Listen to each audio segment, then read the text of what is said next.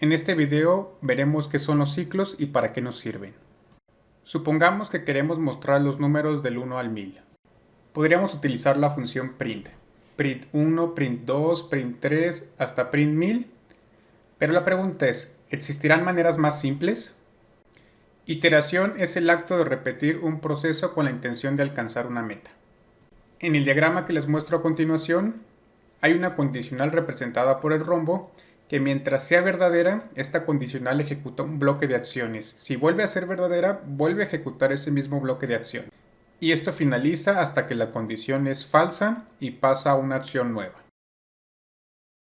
En Python existen dos tipos de estructuras iterativas. For, que itera bajo un conjunto de elementos, es decir, listas, tuplas, diccionarios, range, etc. Es muy parecido al for each de otro tipo de lenguajes de programación. Y while, su iteración está controlada por una condición, como el diagrama que vimos anteriormente. Primero hablaré de la estructura while. While va acompañado de una condición lógica. Mientras la condición se cumpla, el bloque de instrucciones se va a ejecutar una y otra vez. Una vez que la condición sea falsa, se pasará a la siguiente instrucción que esté fuera del bloque while. Puede que la condición del while sea desde un inicio falsa y nunca se ejecute el bloque de instrucciones interno. En el primer recuadro i empieza con el valor de 0 y mientras i sea menor a 4 se va a mostrar el número. Ahí se le va a incrementar 1 en cada iteración.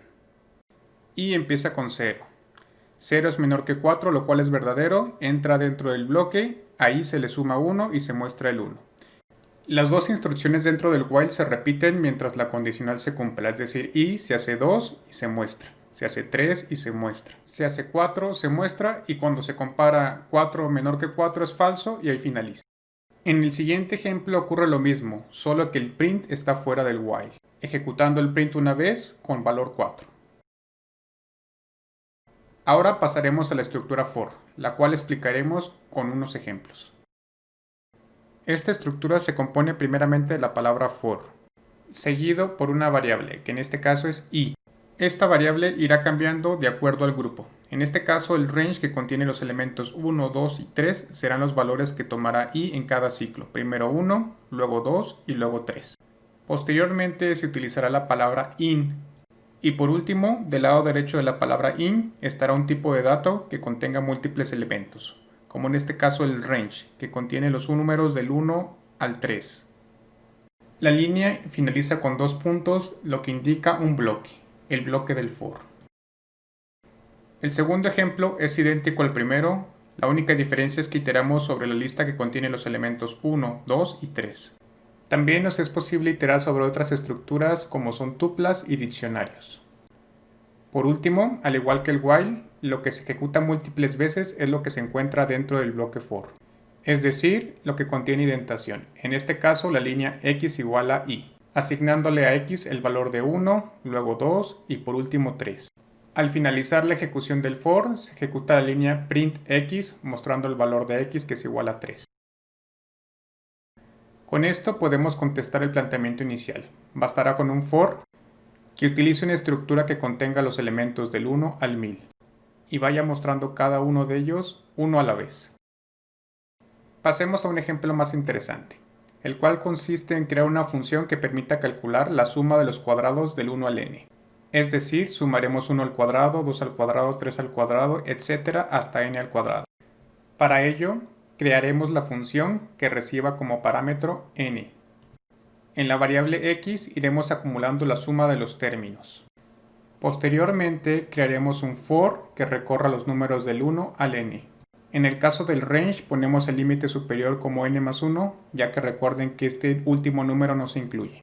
Y en x guardamos las sumas parciales. Empieza x con el valor de 0, al cual le sumamos el primer término, es decir, y que vale 1 al cuadrado. Posteriormente, y toma el valor de 2 y nuevamente ejecutamos la misma línea. X terminó con el valor de 1 y se le suma ahora 2 al cuadrado. Así este proceso se repite una y otra vez, sumándole posteriormente 3 al cuadrado, 4 al cuadrado, hasta llegar a n al cuadrado. Y la función al final regresará el valor de x, donde acumulamos la suma. Este mismo ejercicio lo podemos hacer también con while. En este caso requeriremos de dos variables. La primera variable será un contador que irá incrementando de 1 en 1 y será parte de la condicional. la cual será falso hasta que el contador sea mayor que n. En este caso la variable contador funciona de manera análoga a i en el caso anterior. En x se acumula el resultado y por último a la variable contador se le suma 1 en cada ciclo. Break es una palabra que nos ayuda con el flujo de control. Cuando es llamada, interrumpe la estructura interactiva actual. Veamos el siguiente ejemplo, que muestra los números del 1 al 4. En este caso, después del mostrar el número 2, se cumple la condicional y va a mostrar adicionalmente la palabra entre, mostrando así 1, 2, entre, 3 y 4. En el segundo ejemplo es idéntico al primero, solo que dentro de la condicional agregamos el break, lo que ocasiona interrumpir el for una vez ejecuta el break, mostrando en este caso únicamente 1, 2 y entre. A continuación realizaremos 3 ejercicios. El primero consiste en realizar la suma de los números pares desde 2 hasta el n.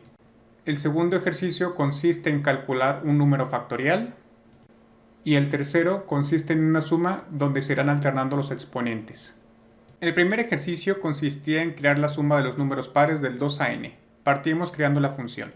Dicha función tendrá como parámetro de entrada n. Iniciamos creando la variable x que servirá como acumulador.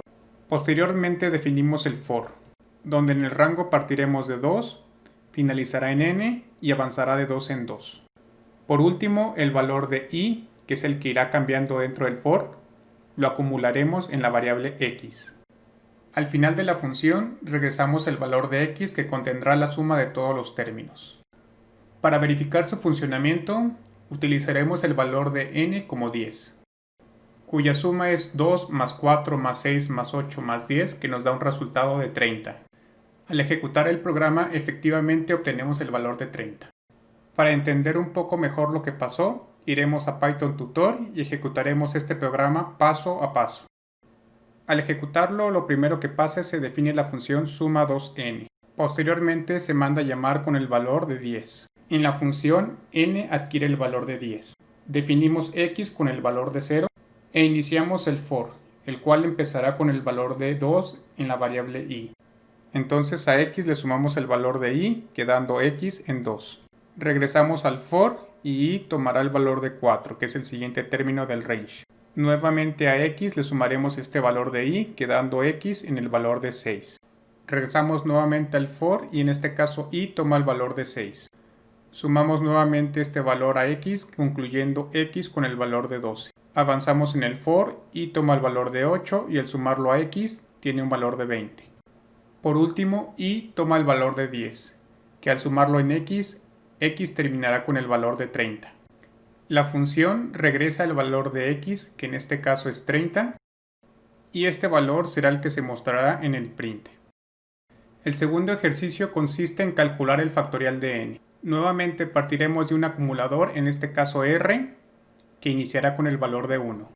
Definimos un for que inicia en 1 y termina en n. Dentro del for multiplicamos el valor existente en r por i y lo acumulamos nuevamente en r. Para finalizar la función regresamos el valor de r. Para probarlo calcularemos el 5 factorial, el cual es 5 por 4 por 3 por 2 por 1, que el valor resultante debería ser 120. Al ejecutarlo corroboramos que da 120. Algo curioso es que en este caso empezamos el acumulador con 1. Si empezamos el acumulador en 0, el resultado será 0. Esto debido a que en el for siempre multiplicamos r por i, y cualquier número por 0 es 0. En las funciones de sumas sucesivas, el acumulador empieza en 0, ya que el 0 es el neutro aditivo. En las funciones de multiplicaciones consecutivas, usualmente el acumulador se empieza en 1, ya que el 1 es el neutro multiplicativo. Por último, pasamos al ejercicio de la suma con exponentes intercambiados. Empezamos definiendo el acumulador en 0 al ser una suma y creamos un for que va desde 1 a n. Dentro del for creamos las condicionales para ver si el número es par o impar. En caso de que el número sea par, lo deberemos elevar al cuadrado y acumularlo en r. En caso de que sea impar, lo deberemos elevar al exponente 1/2 y acumularlo en r.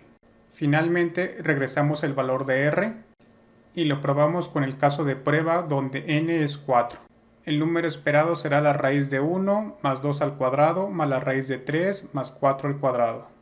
el cual da como resultado el número que se muestra a continuación. Sugiero corras estos programas también en Python Tutor para asegurarte de que entiendes qué sucede paso a paso. Para concluir este video finalizaremos con 3 ejercicios. El primero consiste en crear una función que calcule el enésimo término de la sucesión de Fibonacci. La sucesión de Fibonacci comienza con los números 0 y 1 y a partir de estos cada término es creado como la suma de los dos anteriores. Por ejemplo, partimos de 0, 1 y el siguiente término es 0 más 1 es 1. El siguiente término es 1 más 1 es 2. El siguiente término es 1 más 2 es 3. 2 más 3 es 5. 3 más 5 es 8, etc. En este caso, si la entrada es 0, la salida será 0. El número termina en 0 en Fibonacci. Si la entrada es 8, veremos cuál es el octavo término de la sucesión de Fibonacci, que es 21, por lo cual la salida será 21. Si la entrada es 10, deberá ser 55, etc. El siguiente ejercicio consiste en crear una función que devuelva true cuando el número es primo y false cuando no lo es. Recordemos que un número primo es un número entero mayor que 1 que solo es divisible de manera exacta entre sí mismo y 1. El último ejercicio consiste en crear una función que reciba un número n y deberá devolver una lista con todos los números primos entre 2 y n. Por ejemplo, si la entrada de dicha función es 2, la lista contendrá únicamente el 2. Si la entrada es 5, devolverá una lista con los valores 2, 3 y 5. Sé que estos ejercicios pueden ser un poco desafiantes, pero realmente sugiero intentar resolverlos. Recuerden que en otro video que publicaré estarán las respuestas que propongo para estos ejercicios. Con esto concluimos el video de ciclos. No olvides seguirnos y dejarnos tus comentarios.